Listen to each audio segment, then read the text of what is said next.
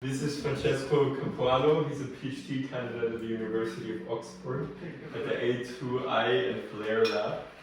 And he's supervised by Ingmar Posner and Jakob Förster.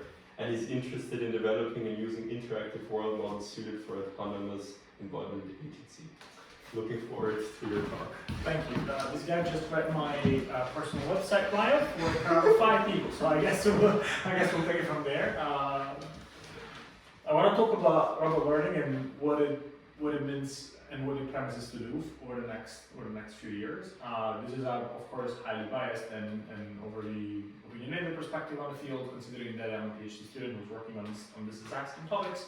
I have a bit of an experience working in robotics beforehand, and I come with a lot of momentum from the robot learning inspired perspective. So take my words with a pinch of salt, and if you're in for a related talk, hopefully that will do it. I will talk more about the project that I worked on a lot in the past months. The robot that we're presenting to ICLR next week, so I also have a presentation on that, and I'd love to share that with you too.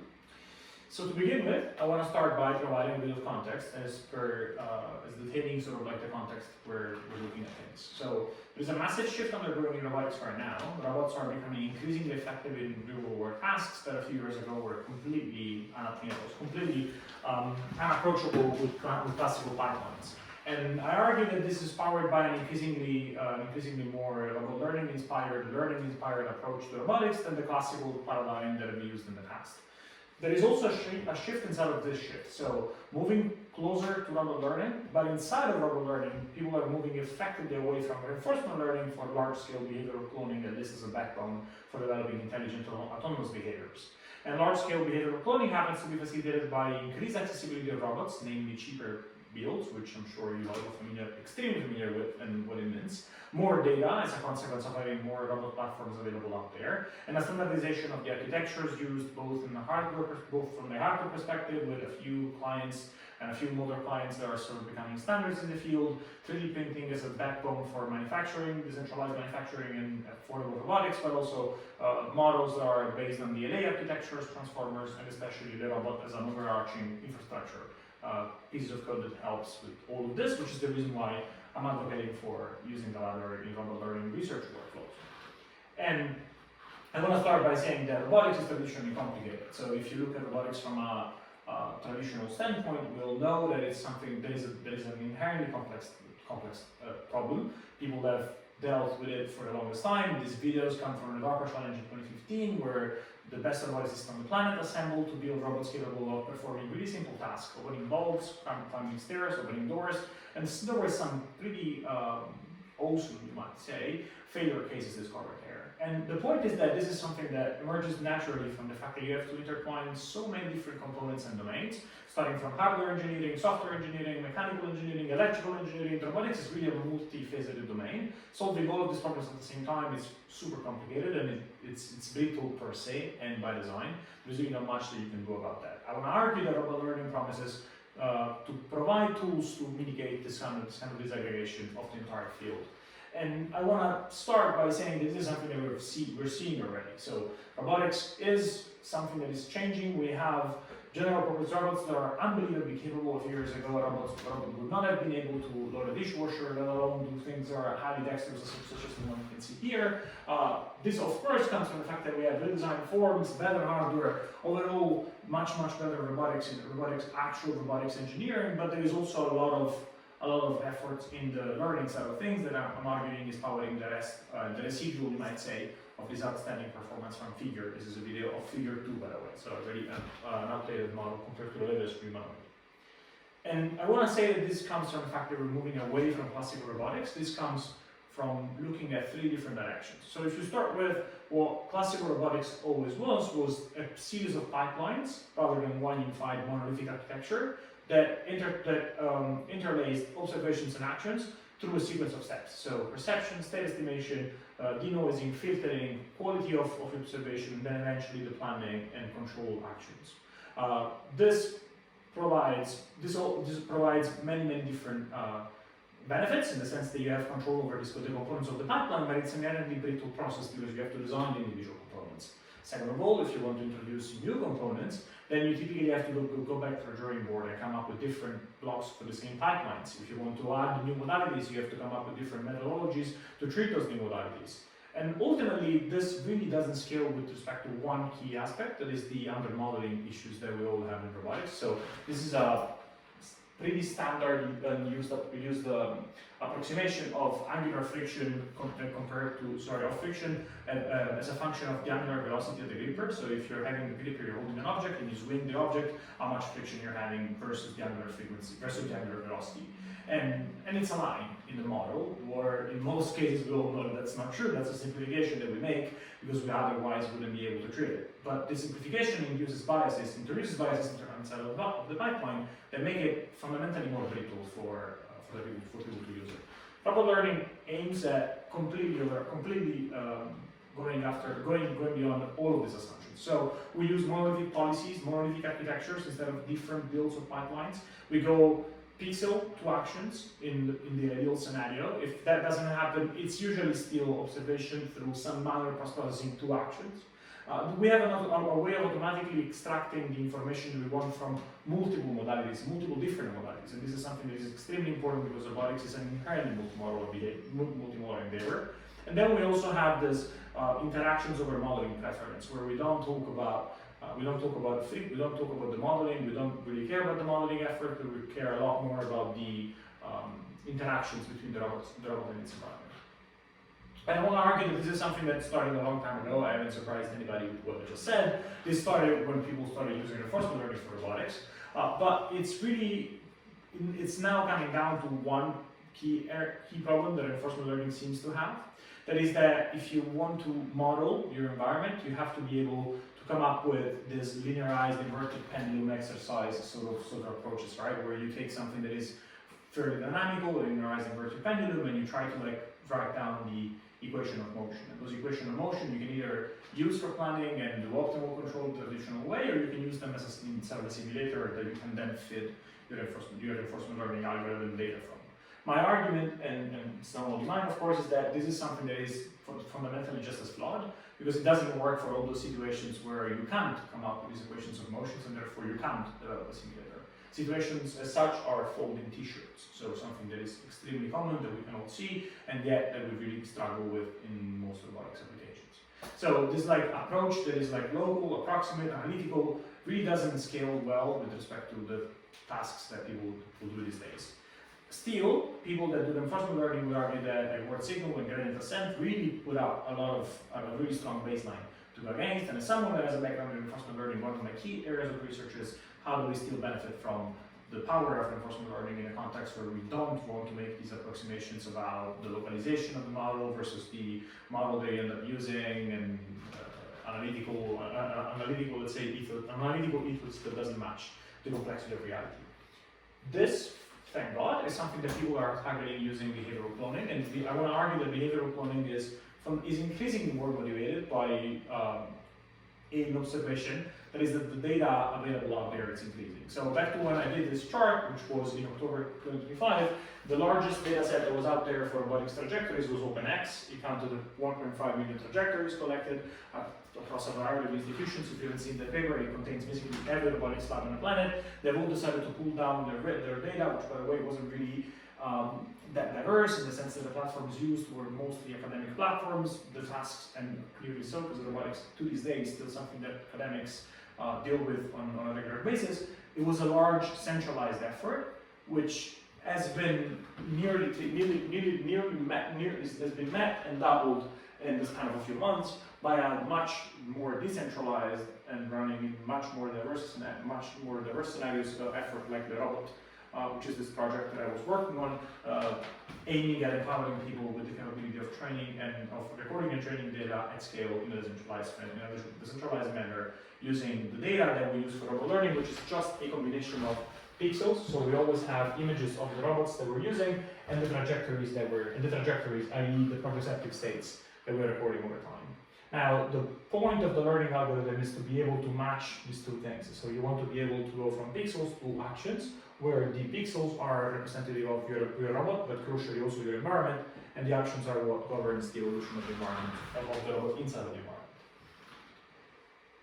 First thing that needs to be said about this thing is that you really want to make sure that you're making one design choice and that you're not learning from demonstrations in a supervised manner. So typically when someone from a machine learning perspective comes and says that you want to learn from demonstrations, they talk about learning a function that maps observations into actions. And that's the most immediate way of doing robot learning because you basically have a strategy to approximate analytically what I was showing here in this more like diagrammatic way of looking at monolithic policies. But the point that I'm trying to make is that this is fundamental. This is the point that I'm making here. That, by the way, stems from a paper from Pete Florence. That these days came again worthy of attention after his essay yesterday on X. Is that learning this function from observation into actions is fundamentally a flawed process. And this is fundamentally flawed because of two main issues. The first one is that you have the demonstration data are typically non-IID. IID data is the cornerstone of statistical learning. It means that every frame, when you're predicting the actions for one particular frame, it doesn't really matter whether the frame follows another one or comes before another one. And while you might argue that's fairly true in the case of images, when you want to classify whether an image is a dog or a cat, and it doesn't really matter the order in which those images come, when it comes down to demonstration data, because you're collecting them sequentially, there is an ordering to how you're demonstrating the task, and therefore learning in this context, in a non-IID setting, becomes highly non-stationary. And this red curve there, it's what this highly non-stationarity looks like in practice, namely accumulation of errors. So for one particular frame, you end up predicting an action, the action is not the correct one, so your trajectory derails, and because the new observation now is out of distribution compared to the model you've learned, you're going to predict another action which is wrong, even more wrong than the previous one, and you end up spiraling away from the distribution that you want to learn, from the observations and demonstrations that you want to approximate. Number one. Number two, robotics is a fundamentally multimodal endeavor. Now this means that there are really many ways of achieving the same task in the physical domain. If you look at this image here, there is this one block and there is a gripper that needs to click it. It doesn't really matter whether it goes left or right. So you want to develop something that is multimodal in the sense that it needs to be able to accommodate for both ways of performing a task. And this is something that is not naturally carried out by point-wise policies, we call them exact functions. So the solution to all of this is that you want to learn generative models. Generative models are nothing but probability distributions, so instead of learning how to map observations into actions, you rather learn how to attribute density to the joint distribution, you might say, of observations and actions, although in practice people attribute density to the conditional distributions of actions conditioned over observations. But that's a detail that's not important right now. The first algorithm that came out there that was meant to explain this was meant to show the power of this approach was action tracking the transformer act, Zhao et al. 2023, so a fairly old paper by now. The approach that they cover is aims at mitigating both of the issues that I presented before. So how do they get rid of non-stationarity in the data not being IID? They introduced this concept of an action chunk, which they seem to be borrowing from concepts associated with like how humans enact actions. And the point of this is that if you enact action chunks, then you are retrieving a bit more of the non-stationarity. You are alleviating the non-stationarity because what happens is that you have that although actions inside of the chunk are non-stationary, chunks between each other could be stationary. So sequences of actions of 1.5 seconds, 2 seconds that are typically more independent than individual actions within those chunks compared to each other. And so that's something that usually helps because you end up recovering a bit of the statistical guarantees that you need to make supervised learning work. And the second thing that you do is that you learn this generative model of observations, of actions-driven observations, learning a VAE, which is like a relational encoder. It's a really standard machine learning algorithm that allows you to approximate distributions. The idea is that you're learning this encoder, which takes as input the observation and the action. In this particular context, I'm just looking at the most naive approach, although as you can see the pipeline is slightly more articulated than just taking this input observation and action, but I can walk you through that in a second. The idea is that you can take as input observations and action, and then you're going to generate this latent Z. And this latent Z is also generated assuming conditioning only the observations. So this is the conditional variational encoder bit of the work, which basically allows you to do one-to-many observation. So if you only have one encoder, you're always going to be decoding it into one single outcome. Whereas if you have a distribution of latents, then you can decode that one latent into multiple decoding steps, and that's the multimodal bit for you. So it helps you going in one side or the other side of the distribution, condition on the observations that you're having. And the second bit is the decoder. So what the decoder does is that it conditions on a latent, so something that you have condensed, that condenses meaning of your observations and actions, and condition on the observation too, produces an action trunk. This action trunk is a series of low-level commands that the robot can enact. And in the image there, I'm just trying to showcase that visually, where you have that a single action looks like a robot going somewhere, whereas multiple actions look more like a smooth trajectory towards the beginning, in the sense that action chunks are effectively multiple actions stacked into the single individual block. The architecture is, like, as I said, fairly simple. It just takes as input. The inputs to in this context. Those would be the observation, and then those will be the observation, and then it basically feeds them through to this second block, which does the bulk of the work. So it's a VAE, right? So it has an encoder and a decoder, but the decoder is a transformer, and the decoder is itself an encoder and a decoder. So there's just a bit of attention to pay here. The important thing is that, of course, you only want to be using the decoder of the VAE at this time. And so what happens is that you train this model so that you can then use this block here by feeding it state and images. The state is nothing but the progressive state, so numbers, tensors. The image are pixels coming from the camera values, and then you can decode the actions using cross attention. It's really important that you notice that here you have an encoder and a decoder, because this is a fundamental difference compared to VLAs. VLAs don't work like this. There is no decoding step happening in a VLA, conditioned through this two-step process where you have first an encoding and then a decoding in the transformer sense. It's a bit more complicated, or we're going there anyway. Naturally, one extension of this approach was that this is a VAE, so traditionally something that is not as expressive as higher capacity generative models, and so what people have done, almost concurrently, if I may say, to what action chunking has done, was developing diffusion policy. Diffusion policy is a formulation of the same paradigm. Many choices are made in the same way. They use diffusion instead of VAEs, because diffusion is a higher capacity generative model. It can approximate more complicated distributions. Crucially, it's also something that is slightly harder to run in practice.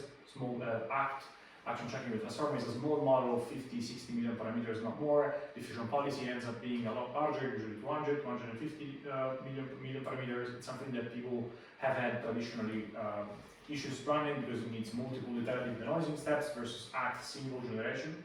And so what people do is that they build these diffusion processes that basically condition the denoising of a candidate action chunk.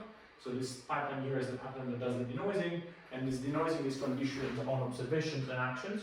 So the observations are coming from the robot and comprise of images and progressive states, whereas the incoming actions are, in this case, sampled from a random distribution that we, in generative modeling, is called easy to sample distribution. In this case, this was a Gaussian.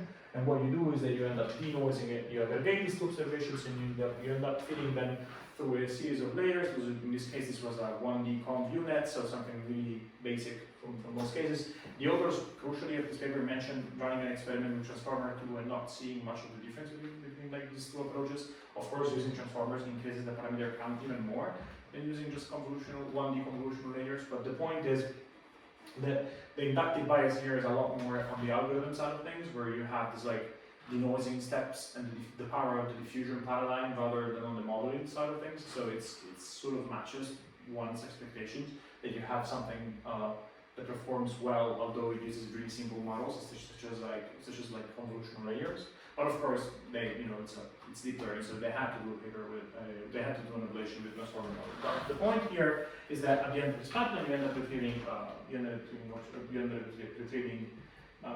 denoised action chunk.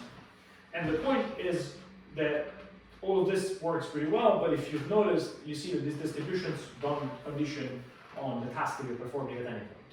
So you're really just learning how to generate behaviors given a series of demonstrations. You're not really learning how to adapt and how to synthesize novel behaviors.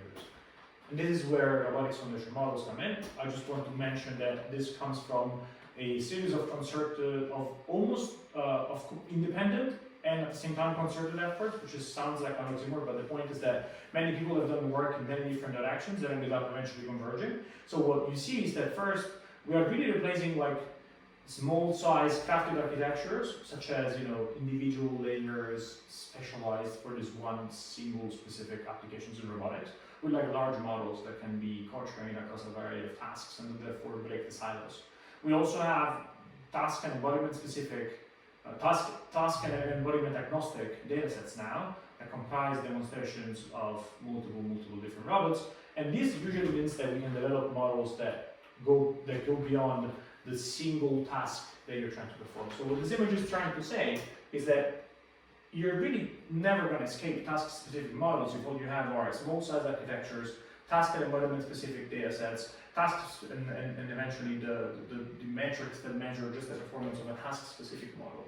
So the only way for you to move beyond this like task-specific robotics is to embrace larger models, larger datasets, more diversity, and eventually the hope of being able to perform multiple tasks. Which is why a lot of the research these days is so frustrating, because if you look at this equation here, we've managed to break free of the small size crafted architecture split, where we have like large PLAs or large board models, whatever you want to call them.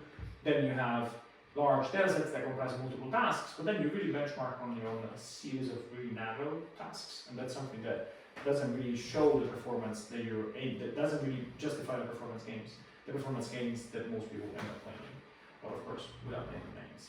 But the point is that we have this like scalable architecture now that allows people to run robotics workflows in a much more fundamental way, and this architecture is the VLA. It was introduced in a series of work. It dates back to using RT1, so something that Sergey Levin himself worked on when he was at Google Robotics, and then eventually, but that was closed source, so people have come up with different models. I think I have a slide on it, sorry. Ended up developing other models. The story of how these models developed is really interesting because it shows who worked on what.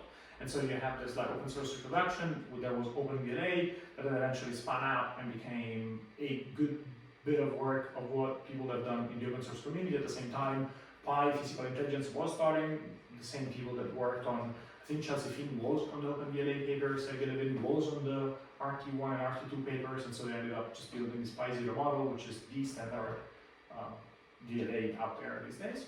The one thing which I wanted to say, and it's something that I wanted to like hint on before, is that there's like distributions in this context are not learned the way you would learn them using diffusion policies, or ACT for that matter. You are really learning them through the exploitation of the interaction between tokens in a transformer rather than a powerful inductive bias. Although there is still a key choice in inductive biases, in the definition of inductive biases, which is the loss that you use for this kind of module, which is the action expert. This is trained using flow matching, which is a fancier way of doing diffusion. I have content on it if you're curious, but the point is that you really run these tokens through this network at the same time altogether. So that's what I was saying. There is no encoding and decoding, and it's wrong to be claiming that a VLA does the encoding and decoding condition and the encoding. It's exactly this one. That this is a decoder-only transformer which only interacts at the attention layers. So each of these layers has a particular attention mask that lets these tokens attend on this one and these tokens attend on this one, but crucially not the other way around. So what it means is that you do embed these things differently and you do process them separately throughout the network. You route tokens. This is a mixed or expert model where you just have like some tokens go through some layers or some tokens go through some others.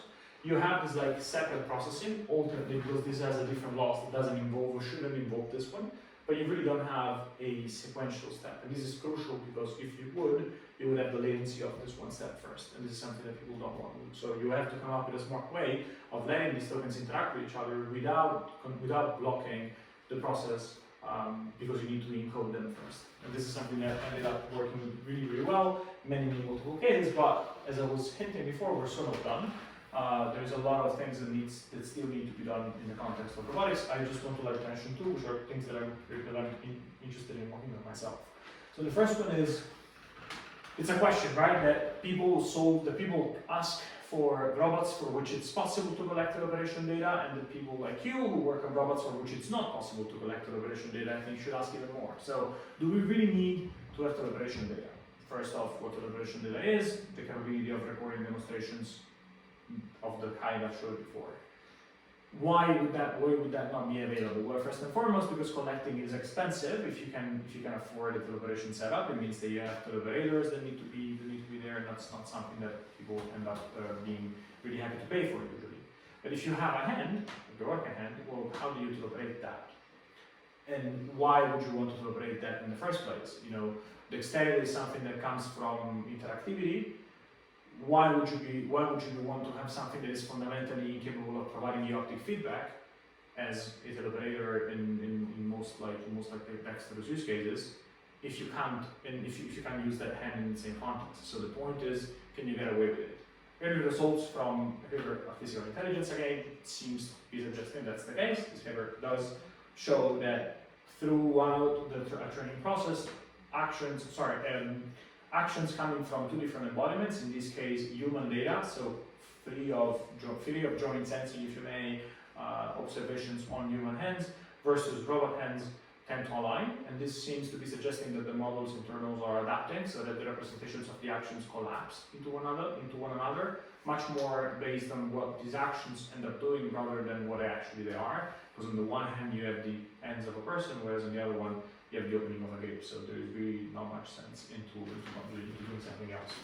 And the second thing which I wanted to hint about is that it's a question that I and a few of my co-authors back to when I was at Happy Face asked, what is happening to VLAs as you train them? This is some really early experimental results that ended up being published in the workshop on NetApps. It's something that really aims at studying one key aspect of the training dynamics of a VLA. So I've told you before that VLAs train on action chunks in the similar way as diffusion policy or action chunking, which transformer does. And crucially, what's really important is that you take one observation and generate an action chunk. And you do the same for the next observation and the next observation. But these observations here are randomized during training because you want to mitigate non-stationarity, as we said before. So how the hell do these action chunks become aligned during training? Because the observations are randomized, so you're seeing them in a randomized order and in isolation. There is no information leakage anywhere. And at the same time, the actions, when you look at the training process, you end up seeing that the alignment between chunks, so how agreeing chunks are on overlapping sections, it ends up increasing over training, as if there was some sort of shortcut that the model was doing into understanding that these observations are coming in a sequential manner, and that therefore it should be penalized for steering too much away from what it has done before.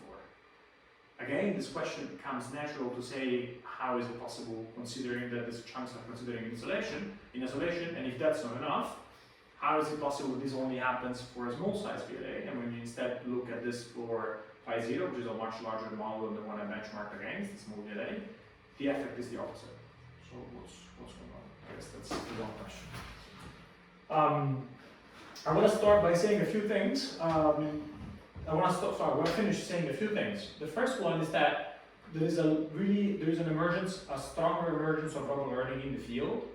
I don't need to be arguing too much for it, I think, because results do it from my perspective a lot more than you think. So usually every time that you hear someone these days, every time you hear someone saying, just do it like classical robotics, just do it motion planning, just do it with like, end effector pose, and just come up with something that works on that sort of scenario. I would urge to be a bit cautious as per how much you want to trust that sort of thing. Not because it hasn't worked, but let's try to be honest and not nice. Well, it hasn't really worked, right? We had end effectors positions and motion planning for what, 20 years, 30 years now? And we ever had what we have now in the last couple of years? That's something that results speak for itself, and I think for themselves. And I think it's really just important to be scholarly enough to argue that the set of techniques is really useful about it, but it's not something that we can bet on for the next wave of industrial progress, which is ultimately what we need to do.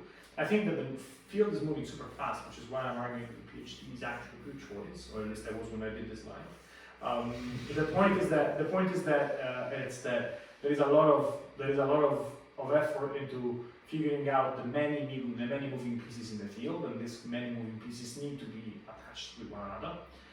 The robot is a fundamentally groundbreaking project because there was nothing before it that touched all of the points that I just mentioned, unified them on so many different levels, letting people use them. And it would be nothing without the people that have done it. I contributed to the project not nearly as much as this guy here, who was able to get in and started the project, and now leading a company that builds on top of it. Simona Liberta, Di Zotin, Martino Russi, Steven Palma, Michel Artingi, Caroline Pascal, Marine, forget the surname, and that's your boy here. But the point is that these people here and many more have done an amazing work at developing this library, and I think it's really, really cool that the people are using it as much. This is, by the way, a project that today has more than 20,000 meetups, so it's definitely a lot of signal to like look at when it comes down to like how do you build an open source project. And I also want to argue one last bit, which doesn't really come that often. I think that Europe is in a great shape to lead this sort of like process, and this comes from two aspects. The first one is that the talent is here. People that build amazing robotics companies such as yours are here in Europe, so why moving?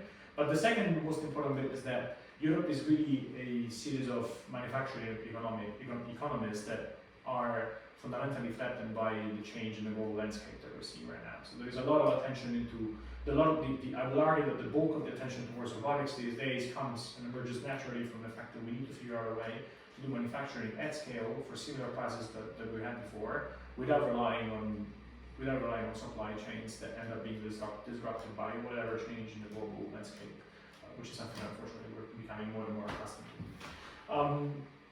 I will say that all of what I said was just a purview selection of topics of multiple things. So there is a tutorial that I wrote a few months ago that talks about robot learning in detail. Detail means with math, so if you want to re-see the derivation of diffusion and understand it in the context of robotics, check it out. It's freely available online, of course, on archive, and then you also have this paper that I'm going to be presenting shortly after this presentation, which is the paper about the library that explains what we've done with the robot and what was the principle, what were the problems that we tried to solve, and what kind of results we got. And then something that I am working on, not as much as I should perhaps because I'm busy with other things, is this nano VLA project. So showing a Carpati-style tutorial on VLAs. How do you build them, how do you train them, how do you use them. That's it for this first type of slides. I have another one.